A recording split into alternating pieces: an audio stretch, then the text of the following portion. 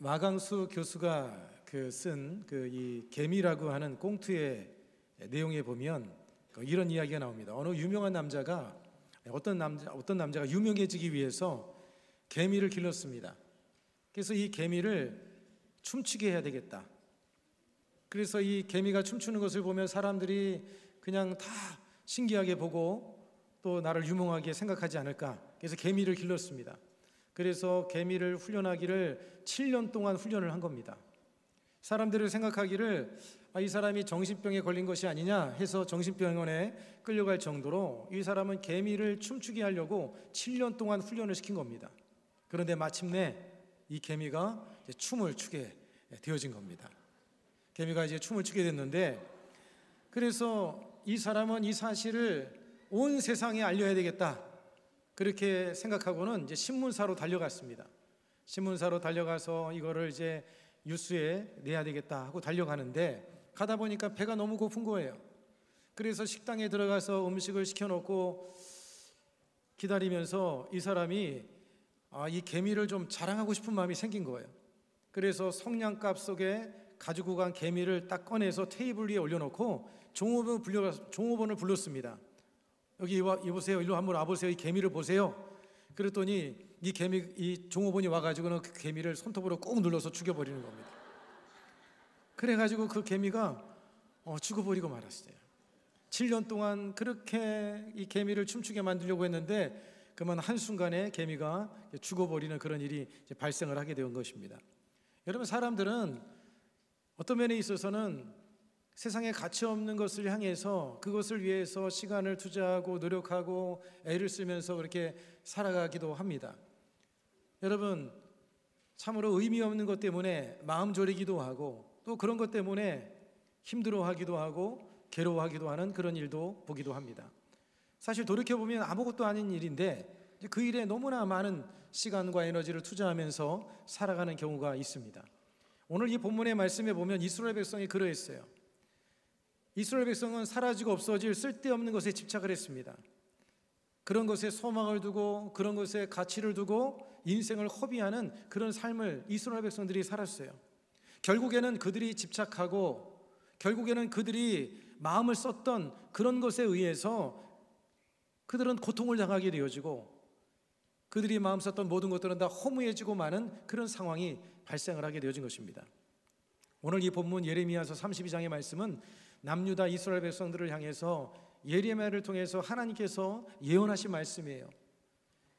하나님을 떠나고 헛된 우상을 섬기고 죄악의 길을 걷던 이스라엘 백성들에게 이제 하나님께서 바벨론이라고 하는 이방 민족을 통해서 너희를 멸망할 것이다, 그렇게 예언을 한 겁니다. 이 예언을 들었던 이스라엘 백성들은 다 이것을 듣기를 거부했어요. 왜냐하면 멸망한다는 말을 듣는데 누가 좋아하겠습니까? 그래서 이 예레미야를 왕궁에 있는 시위대 뜰에 가둬버렸습니다. 예레미야가 시위대 뜰에서 갇혀 있어서 그곳에서 하나님께 기도하는데 하나님께서 또 메시지를 주시는 거예요. 뭐라고 말씀하시냐면 이스라엘 백성이 포로로 끌려가서 포로 생활 중에 이제 죄를 회개하고 하나님께로 돌아와서 다시금 회복되어서 하나님의 백성으로 회복될 것이다. 그리고 그들이 하나님의 도구로 쓰임받게 될 것이다. 그렇게 예레미야는 그렇게 선포를 한 것입니다. 여러분, 이스라엘 백성이 왜 멸망을 당했을까요? 이스라엘 백성이 고통을 겪게 된 근본적인 이유가 무엇인가요? 여러분, 그것은요, 그들의 마음이 하나님을 떠나 헛된 것에 가치를 두고 섬겼기 때문에 그런 것입니다. 여러분, 물고기가 어항 밖으로 나가면 살 수 있어요? 못 살아요? 어항 밖에 나가면 물고기는 숨차서 괴로운 거예요. 너무 숨찬 거죠. 여러분, 코 막고 입 막고 있으면 힘들어요? 안 힘들어요? 힘들죠. 마찬가지로 물고기가 물 밖에 나가면 숨을 쉴 수 없기 때문에 고통을 당하다 결국에는 죽고 마는 거예요. 하나님을 떠난 사람은 여러분 이렇게 고통을 당하고 결국에는 어려움을 당할 수가 있다는 것을 우리는 알아야 되는 겁니다.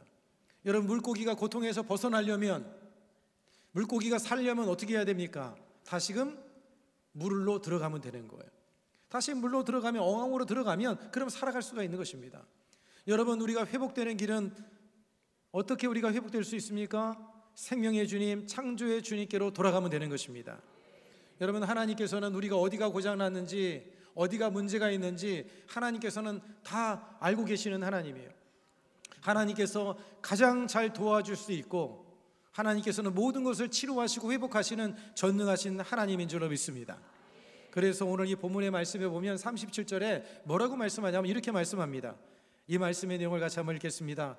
보라, 내가 노여움과 분함과 큰 분노로 그들을 쫓아 보내었던 모든 지방에서 그들을 모아들여 이곳으로 돌아오게 하여 안전히 사게 할 것이다.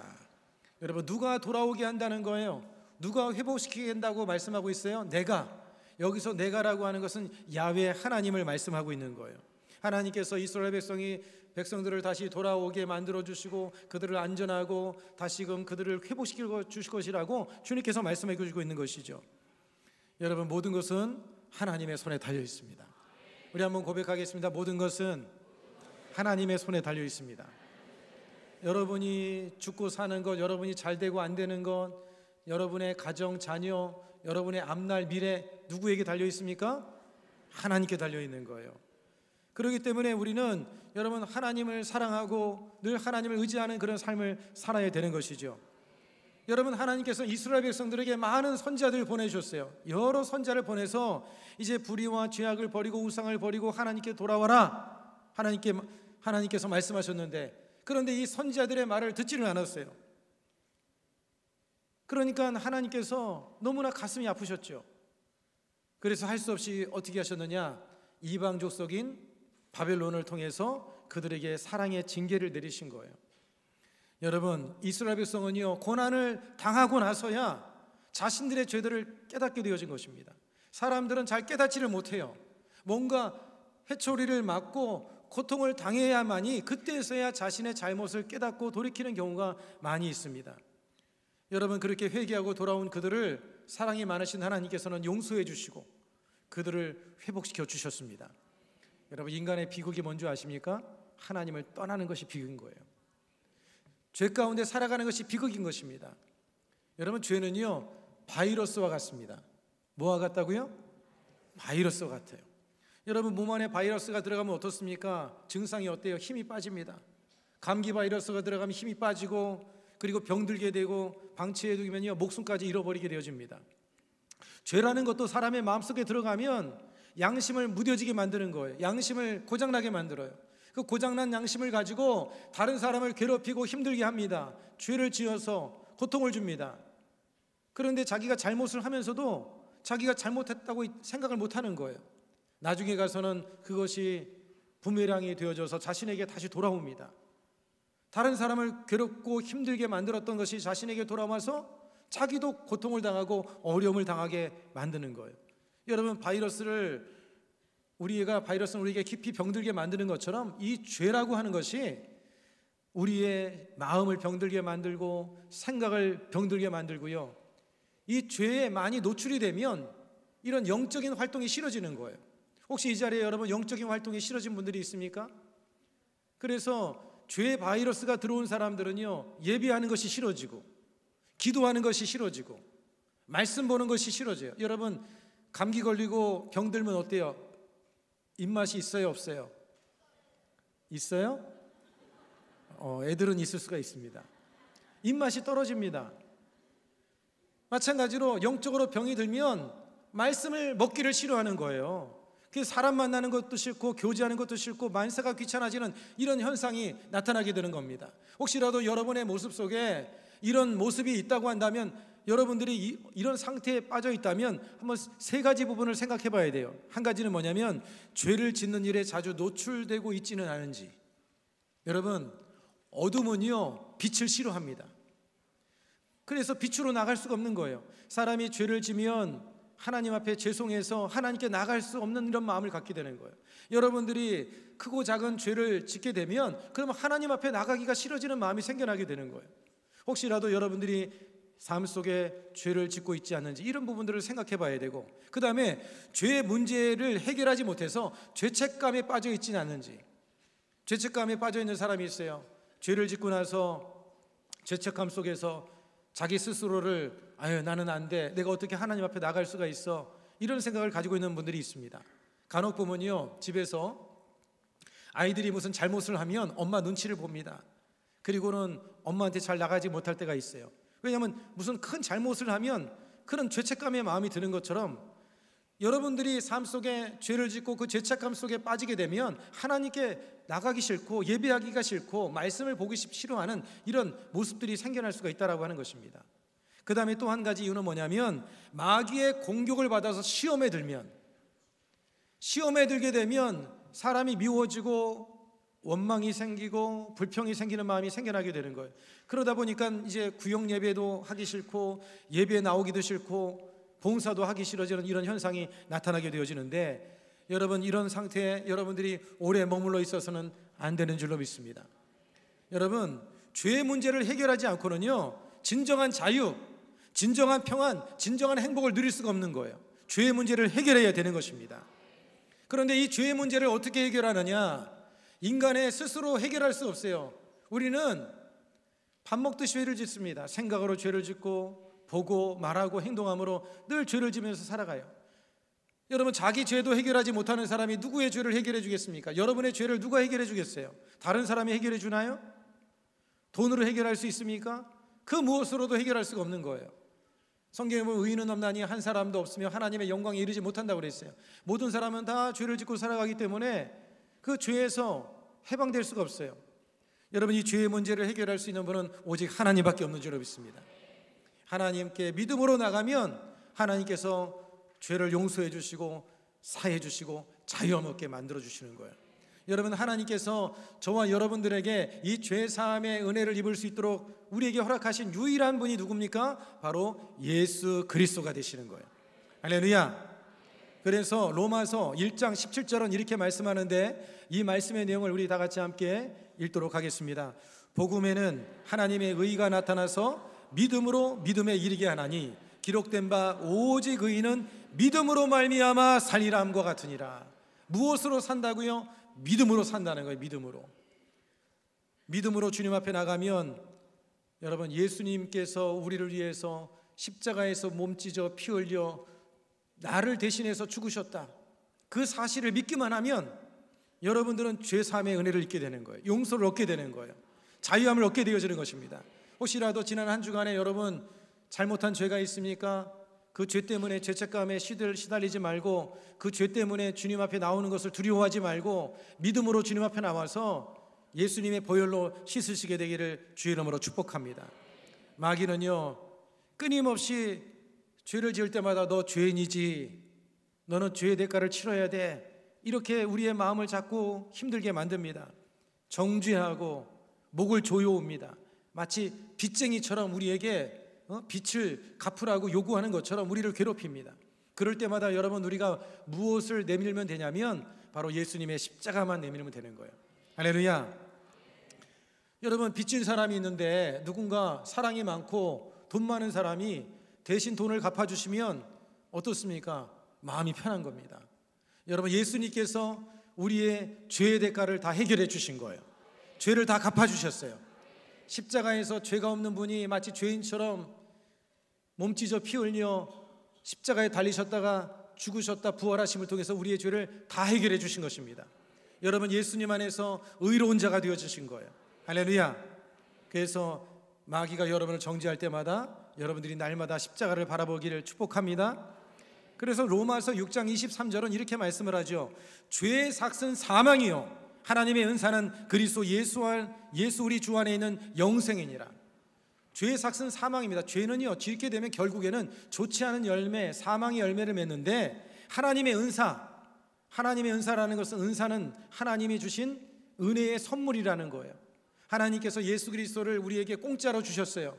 여러분이 노력해서 죄 용서받은 것이 아니라 하나님께서 보내주신 그 독생자 예수 그리스도를 믿는 믿음으로 말미암아 죄 사함의 은혜를 얻게 되어진다는 것을 말씀해주고 있는 것입니다.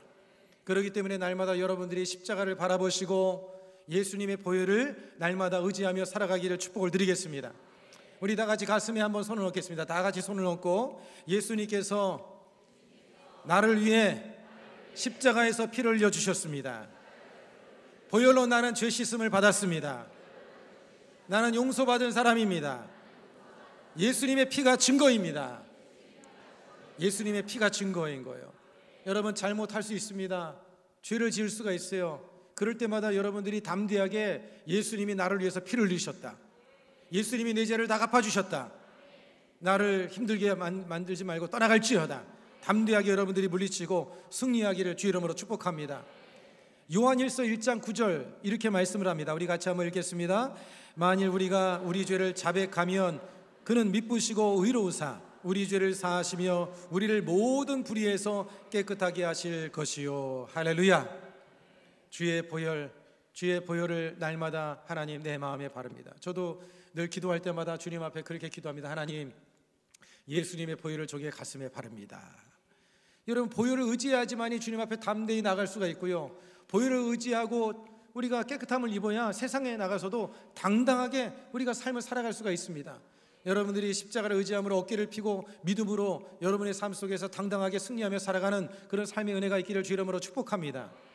오늘 여러분의 본문은요, 회개하는 마음으로 진심으로 하나님께 돌이키는 자들을 회복시키시겠다, 그렇게 말씀하고 있는 거예요. 여러분, 주님께로 돌아가면 회복의 은혜가 있습니다. 그 회복의 은혜를 여러분들이 누리며 살기를 축복합니다. 여러분, 그런데 회복도 중요하지만 회복되고 나서 삶이 더 중요한 거예요. 회복되고 난 다음에 그 삶이 더 중요한 거예요. 여러분, 우리가 회복되고 난 이후에 어떤 삶을 살아야 되느냐, 오늘 이 두 가지를 한번 생각해 보겠습니다. 첫 번째는요, 하나님과 연합하는 삶을 살아야 되는 거예요. 한번 따라서 하겠습니다. 하나님과 연합하는 삶을 살자. 이제 더 이상 하나님을 떠나지 않겠습니다. 하나님과 연결되며 살겠습니다. 하나님과 연합하며 살겠습니다.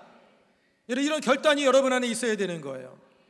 죄를 이기는 비결, 하나님의 보호를 받고 하나님의 은혜와 축복 속에 살아가는 비결, 그 방법이 뭐냐? 하나님과 연합하면 되는 거예요.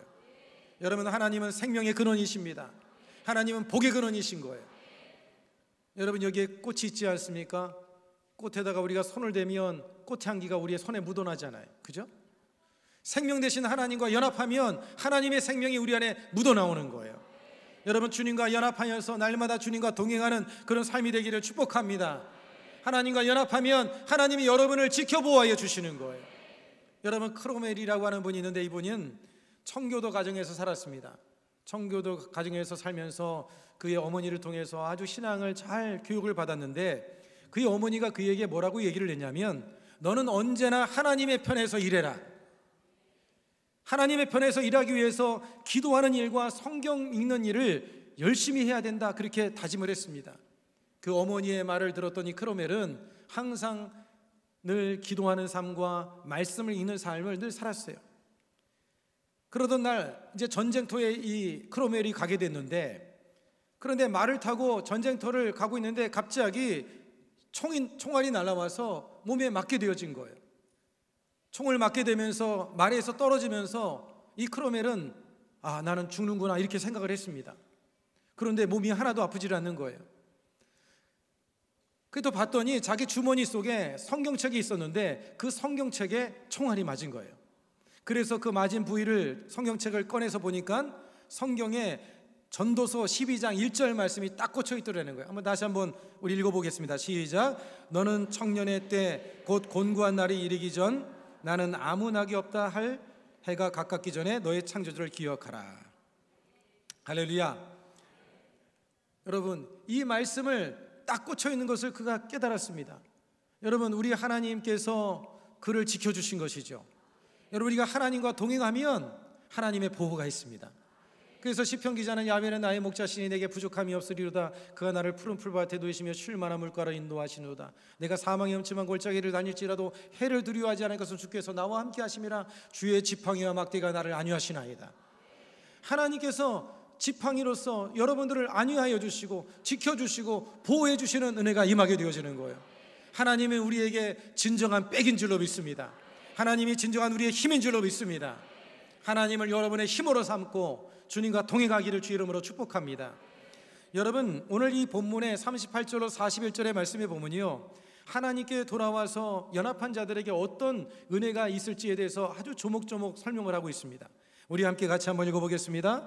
그들은 내 백성이 되겠고 나는 그들의 하나님이 될 것이며 내가 그들에게 한 마음과 한 길을 주어 자기들과 자기 후손의 복을 위하여 항상 나를 경외하게 하고 내가 그들에게 복을 주기 위하여 그들을 떠나지 아니하리라 하는 영원한 언약을 그들에게 세우고 나를 경외함을 그들의 마음에 두어 나를 떠나지 않게 하고 내가 기쁨으로 그들에게 복을 주되 분명히 나의 마음과 정성을 다하여 그들을 이 땅에 심으리라. 하나님과 연합하며 살면 주님께서 뭐라고 말씀하십니까? 하나님의 백성으로서 신분을 회복시켜 주겠다는 거예요.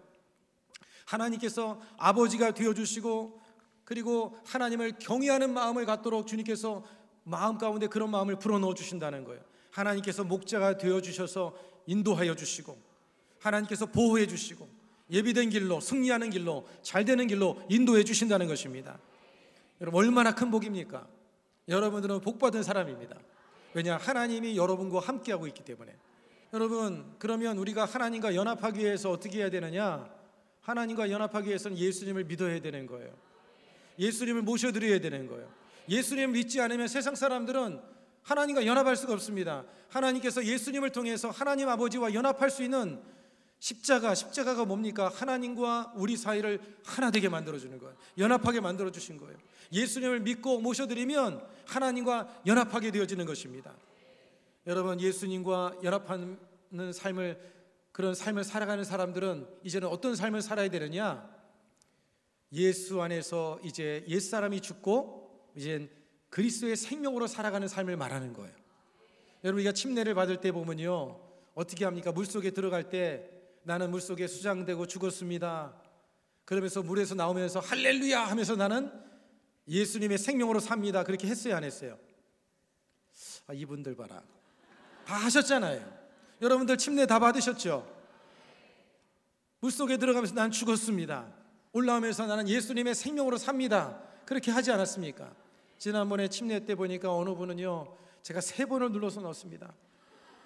너무 안 들어가려고 해가지고 한 번 넣고 요만큼 들어가고 한 번 넣으니까 요만큼 들어가고 3번째 이제 간신히 물에 잠겨서 3번을 들어갔는데, 여러분, 우리가 예수님과 연합한다는 삶은요, 이제 옛사람은 청산했다. 이제 옛 자아, 고집대로 자기 생각대로 사는 것이 아니라 이제 하나님이 원하는 대로 삶을 살아간다, 그것을 말하는 거예요. 그래서 사도 바울은 갈라디아서 2장 20절에 뭐라고 말씀합니까? 내가 그리스도와 함께 십자가에 못 박혔나니 그런즉 이제는 내가 사는 것이 아니요 오직 내 안에 그리스도께서 사시는 것이라. 이제 내가 육체 가운데 사는 것은 나를 사랑하사 나를 위하여 자기 자신을 버리신 하나님의 아들을 믿는 믿음 안에서 사는 것이니라. 할렐루야. 여러분, 예수님과 연합할 때요, 하나님을 떠나지 않게 됩니다. 하나님과 연합하면 죄의 유혹을 이길 수가 있게 되어집니다. 살게 되는 역사, 하나님과 연합하면 힘과 용기를 얻습니다. 소망을 얻게 되어지는 것이에요. 치료와 변화가 일어납니다. 아름다운 열매를 맺을 수가 있어요. 그래서 예수님께서 포도나무의 비유를 통해서 이렇게 말씀하신 것이죠. 요한복음 15장 5절 말씀도 같이 읽겠습니다. 나는 포도나무여 너희는 가지라. 그가 내 안에 내가 그 안에 거하면 사람이 열매를 많이 맺나니 나를 떠나서는 너희가 아무것도 할 수 없습니다. 여러분, 나무에서 가지가 떨어져 나가면 그 가지가 어떻게 돼요? 마르게 돼 있어요. 생명을 잃게 되는 것입니다. 죽어버리고 마는 거예요. 그렇기 때문에 가지가 해야 되는 것은 뭐냐면 본 나무에 붙어 있으면 되는 거예요. 여러분들이 하나님과 연합하고 붙어 있으면 하나님의 생명이 여러분에게 흘러넘쳐나서 여러분의 영혼이 잘 되고 범사가 잘 되고 강건한 은혜가 임하게 되어지는 것입니다. 여러분, 우리가 주님과 연결되는 구체적인 방법이 뭐냐면 바로 이렇게 예배하는 거예요. 기도 자리에 나와서 철야 예배 나와서 기도하고 여러분들이 말씀을 보고 이런 구체적인 삶을 살아갈 때 주님과 연결되어지는 거예요. 주님은 보이지 않지만 여러분들이 그런 예배 가운데 기도 자리에 말씀 자리에 나오면 그 순간 주님과 하나 되는 역사를 통해서 여러분의 삶 속에 생명의 역사가 풍성하게 임하게 되는 줄로 믿습니다. 그 다음에 두 번째로 우리가 회복된 자로서 어떤 삶을 살아야 되느냐? 하나님의 도구로 쓰임받는 삶이 되어야 된다는 거예요. 할렐루야. 여러분, 하나님과 동행하고 그리고 하나님께 쓰임받는 삶이 진짜 복받는 인생입니다. 어느 분이 저한테 그러는 거예요. 목사님은 참 기도도 잘하시는 것 같고 기도를 많이 하는 것 같다고 그렇게 말씀하시는데, 사실 제가 여러분 기도를 하는 이유는 뭐냐면 하나님이 맡겨주신 사명이 있어서 이 사명을 잘 감당하려고 기도하는 거예요. 너무 부족하니까. 너무 부족하니까, 하나님의 은혜 없이는 안 되니까, 하나님께서 맡겨준 사명을 감당해야 되니까 하나님께 기도하게 되어지는 거예요. 사실 저는요, 제가 목사가 되지 않았으면 아마도 참 많이 타락했을지도 모르겠다, 이런 생각도 간혹 해봅니다. 왜냐하면 저는 먹는 것도 좋아하고요, 노는 것도 좋아하고요, 여행 다니는 것도 좋아하고 막 그렇거든요. 그런데 제가 이렇게 정말 말씀을 더 많이 보고 기도하고 이렇게 살아갈 수 있는 것은 하나님이 사명을 주셨기 때문에, 주의 종이라고 하는 사명을 주셨기 때문에 이를 감당하기 위해서 더 기도하는 거예요. 그러니까 여러분들이 맡겨주신 여러분들이 사명을 감당하다 보면 하나님을 떠나지 않게 되어지는 거예요. 그러니까 여러분들이 하나님께 쓰임받는 삶이 되면 하나님으로부터 떠나지 않게 되고 죄에 빠지지 않는 길이 되어지는 것을 여러분들이 잊지 않게 되기를 바랍니다. 여러분, 복받는 사람, 어떤 사람이 복받는 사람입니까? 사랑받는 사람이 복받는 사람인가요? 건물을 가지고 있는 사람이 복받는 사람입니까? 요즘에는 건물주가 대세라는데, 큰 건물 가지고 있고 성공하고 인기 있고 뭐 그런 사람이 복받는 사람입니까? 그런 사람이 복받는 사람이 아니라 진짜 복받은 사람은 하나님께 쓰임받는 사람이에요. 왜 그렇습니까? 하나님은 영원하신 분이시잖아요. 이 세상은 여러분 영원하지 않습니다. 언젠간 이 세상은 다 사라지게 되고요, 우리 인생은 이 세상에 영원히 머물질 않아요. 언젠간 이 세상을 나그네처럼 지나가게 되어져 있어요. 그러나 하나님의 나라는 영원합니다. 하나님도 영원합니다. 하나님께 여러분들이 헌신하고 수고한 모든 것은 다 헛되지 아니하는 거예요. 그렇기 때문에 하나님께 쓰임받는 인생이 영원한 행복, 영원한 가치를 얻게 되어지는 것이죠. 하나님께 쓰임받는 삶이 되기를 주님의 이름으로 축복합니다. 여러분, 하나님께서 저와 여러분을 왜 먼저 불러준 줄 아십니까? 왜 먼저 구원받게 해준 줄 아세요? 자랑하라고 그런 것이 아니에요. 여러분들에게 맡겨준 일이 있기 때문에 그런 거예요. 사명이 있기 때문에 그런 거예요. 뭔가 해야 될 일이 있기 때문에 그런 거예요. 먼저 구원받은 사람, 먼저 주님의 십자가의 사랑의 은혜를 깨달은 사람은 무엇을 해야 됩니까? 세상에 믿지 않고 영원한 지옥을 향해서 치닫고 있는 그들에게 나가서 하나님의 사랑을 전해야 되는 거예요. 그들에게 복음을 전해서 그들을 구원하라고 우리를 먼저 구원해 주신 거예요. 여러분, 하나님의 나라에 갔을 때 상급을 쌓을 수 있도록 기회의 시간이라고 하는 것을 여러분들이 잊지 마시기를 바랍니다. 여러분, 아인슈타인은 이런 말을 했습니다. 한번 우리 같이 한번 읽겠습니다. 성공하는 사람이 되려고 애쓰지 말고 가치 있는 사람이 되려고 노력하라. 성공하는 사람이 되려고 애쓰지 말고 가치 있는 사람이 되려고 애써라. 여러분, 가치 있는 사람이 어떤 사람이 가치 있는 사람이냐? 하나님께 쓰임받는 사람이 가치 있는 사람인 거예요. 할렐루야. 다른 사람들에게 행복을 가져다주고 다른 사람들을 위로하고 용기를 줄 수 있는 그런 의의 도구, 축복의 도구가 되기를 주 이름으로 축복을 드리겠습니다. 여러분, 호흡이 붙어 있는 동안 할 수만 있으면 여러분의 그 삶의 시간을, 여러분이 가지고 있는 재원을 여러분 하나님께 사용하시길 바랍니다. 여러분, 하나님을 믿으십니까? 천국이 있음을 믿습니까? 하나님 앞에 나아가면 하나님의 상 주실 것을 믿으십니까? 그렇다면 여러분들이 여러분의 삶을 그렇게 하나님께 드려보세요. 가능하다면 교회에서 남성교회로 또 여성교회로 봉사도 하시고 성가대로 찬양으로 또 여러 가지 봉사부서에서 여러분들이 봉사해 보세요. 여러분, 주님 앞에 심은 모든 것은 결코 헛되지 않습니다. 결코 사라지지 않아요. 여러분, 그런 믿음을 가지고 주님을 섬겨나갈 수 있기를 주 이름으로 축복을 드리겠습니다. 여러분, 로마서 6장 13절은 이렇게 말씀하는데 이 말씀의 내용을 같이 한번 읽겠습니다. 또한 너희 지체를 불의의 무기로 죄에게 내주지 말고 오직 너희 자신을 죽은 자 가운데서 다시 살아난 자 같이 하나님께 드리며 너희 지체를 의의 무기로 하나님께 드리라. 할렐루야. 의의 무기로, 하나님이 사용하는 도구로 여러분의 삶을 하나님께 쓰임받는 삶이 되기를 바랍니다. 여러분, 우리 주변에는 상한 사람들이 많습니다. 모든 사람들에겐 치료와 회복이 필요합니다. 세상에도 있고 교회 안에도 있습니다. 가정 안에도 있습니다. 학교에도 있습니다. 상처받은 친구들이 있을 수가 있어요. 여러분들이 가서 그 친구들을 위로해주고 하나님의 따뜻한 사랑을 전해줄 수 있는 그런 도구가 되어진다면 하나님께서 그것을 기억하시는 거예요. 하나님 앞에 그런 의의 도구로서 쓰임받아서 하나님의 기쁨이 되어지고 또 사람들에게도 존경과 사랑받는 그런 믿음의 삶을 살아갈 수 있는 저와 여러분이 되기를 바랍니다. 회복의 하나님을 만나면 미래가 열립니다. 날마다 여러분 주님을 만나고 주님과 동행하는 그런 삶이 되기를 주 이름으로 축복을 드리겠습니다.